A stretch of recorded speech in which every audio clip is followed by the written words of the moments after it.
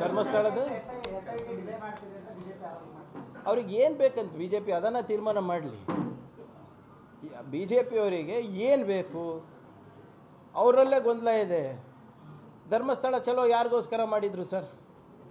ಯಾರಿಗೋಸ್ಕರ ಮಾಡಿದರು? ಧರ್ಮಸ್ಥಳಕ್ಕೆ ಅಪಪ್ರಚಾರ ಬರೀತಾ ಇದೆ ಅಂತ ಮಾಡಿದರು. ಸೌಜನ್ಯ ಅವ್ರ ಮನೆಗೆ ಹೋಗಿದ್ರು. ಸೌಜನ್ಯ ಮನೆಯಲ್ಲಿ ಏನಾಯಿತು? ಯಾರ ಮೇಲೆ ಅಪವಾದನೆ ಬಿತ್ತು? ಆಮೇಲೆ ಮತ್ತೆ ಹೊರಗಡೆ ಬಂದು ಅವರು ಏನಾದರೂ ಸುಪ್ರೀಂ ಕೋರ್ಟಿಗೆ ಹೋಗಿ CBI ಕೇಸನ್ನು ಮರುಚಾಲನೆಗೆ ಜೀವ ನೀಡಬೇಕು ಅಂದರೆ ಸಹಕಾರ ಮಾಡಿಸ್ತೀವಿ ಅದು ಯಾರ ವಿರುದ್ಧ? ಇದು ಯಾರ ವಿರುದ್ಧ? ಏನು ಕಾಮನ್ ಸೆನ್ಸ್ ಇದೆಯಾ ಇವರಿಗೆ? ಈಗ ಯಾರ ಮನೆಗೆ ಹೋಗಿದ್ರು ಆ ವ್ಯಕ್ತಿನೇ ಹೇಳ್ತಾರಲ್ಲ, ರಾಶಿ ರಾಶಿ ಬುರುಡೆ ಸಿಕ್ಕಿದೆ, ಅದು ಸಿಕ್ಕಿದೆ ಅಂತ. ಇವಾಗ BJP ಏನು ಹೇಳ್ತಾರೆ?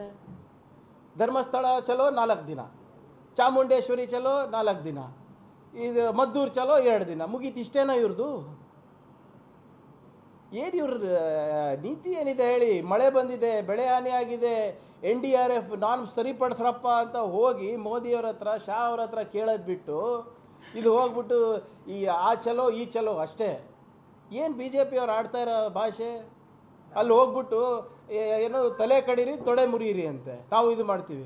ನಾನು ಕೇಳಕ್ಕೆ ಬಯಸ್ತಾ ಇದ್ದೀನಿ ಸರ್ ತಮ್ಮ ಮುಖಾಂತರ BJP ನಾಯಕರಿಗೆ, ಹೀಗೆ ಅವರು ಡೈನಿಂಗ್ ಟೇಬಲ್ನಲ್ಲಿ ಕೂತಿ ಊಟ ಮಾಡ್ತಾ ಇರ್ತಾರಲ್ಲ ಅವ್ರ ಮಕ್ಕಳ ಜೊತೆ, ಅವಾಗ ಯಾವತ್ತಾನ CT ರವಿ ಅವ್ರು ಇರ್ಬೋದು, ಅವರವ್ರ BJP ನಾಯಕರವರು ಅವ್ರ ಮಕ್ಕಳಿಗೆ ಹೇಳಿದಾರ, ಮಗ ನೀನು ಲಾಂಗ್ ಹಿಡಿ, ನೀನು ಮಚ್ಚಿಡಿ, ನೀನು ತಲೆ ಕಡಿ, ನಾನು ಇದೀನಿ ನಿನ್ನ ಜೊತೆ, ನೀನು ದೊಣ್ಣೆ ತಗೋ, ತೊಡೆ ಮುರಿ, ನಾನು ಇದೀನಿ ನಿಮ್ಮ ಜೊತೆ ಅಂತ ಅವ್ರ ಮಕ್ಕಳಿಗೆ ಯಾವತ್ತಾನ ಲಾಂಗು, ಮಚ್ಚು, ಚಾಕು, ಚುರಿ, ದೊಣ್ಣೆ ಕೊಟ್ಟಿದ್ದಾರಾ? ಏನು ಭಾಷೆ ಇದು? ಏನು ಸಾಧನೆಯನ್ನ ಏನು ಮಾಡೋಕ್ಕೆ ಹೊರಟಿದ್ದಾರೆ ಇವರೆಲ್ಲರೂ? 4 ದಿನ ಚಲೋ ಮದ್ದೂರು ಚಲೋ ಮಾಡ್ತಾರೆ, ಅದಾದಮೇಲೆ ಮಂಡ್ಯ ಚಲೋ ಮಾಡ್ತಾರೆ, ಕಲಬುರಗಿ ಚಲೋ ಮಾಡ್ತಾರೆ. ಯಾವುದಾದ್ರೂ ಒಂದನ ಲಾಜಿಕಲ್ ಎಂಡಿಗೆ ತೊಗೊಂಡು ಹೋಗಿದ್ದಾರೆ ಇವರು? ಯಾವುದಾದ್ರೂ ಒಂದನ ಇವ್ರ ಮನೆ ಮಕ್ಕಳಿಗೆ ಪಾಠ ಹೇಳಿದಾರ?